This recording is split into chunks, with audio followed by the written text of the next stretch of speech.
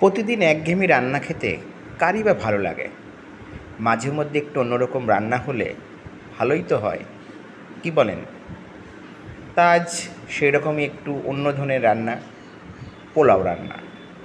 তা পোলাও রান্না করলে যেগুলো প্রথমে দরকার হচ্ছে, প্রথমেই চালটাকে কিছুটা ভিজে রাখতে হবে।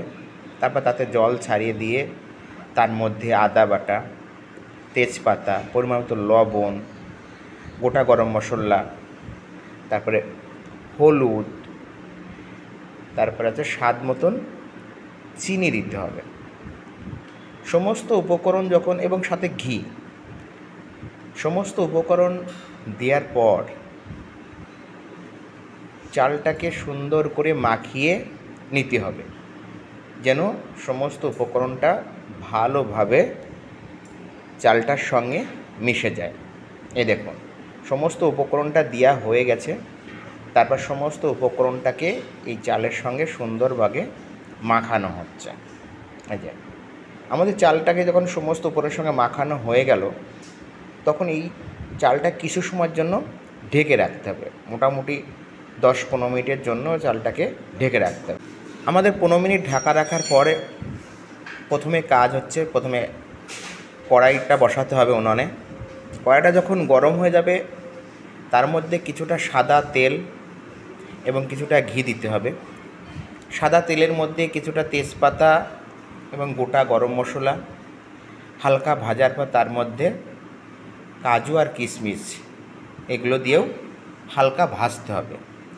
কাজু কিশমিশ যখন হালকা একটু লালচে লালচে ভাজা হয়ে যাবে, তার মধ্যে একটুখানি ঘি দিতে হবে। ঘি দেওয়ার পরে আর একটু নাড়াচাড়া করতে হবে।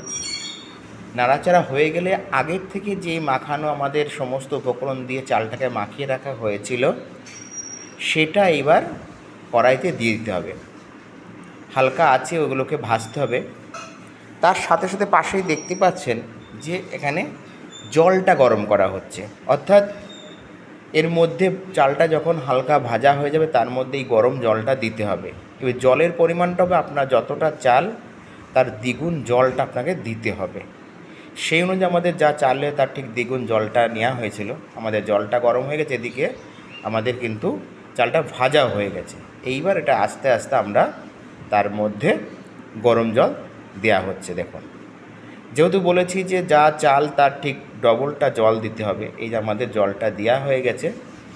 এবার আমরা এটাকে একদম লো আঁচে দিয়ে মোটামুটি ধরুন 30 মিনিট তো লাগবেই, 30 মিনিট এটাকে ঢেকে রাখতে হবে।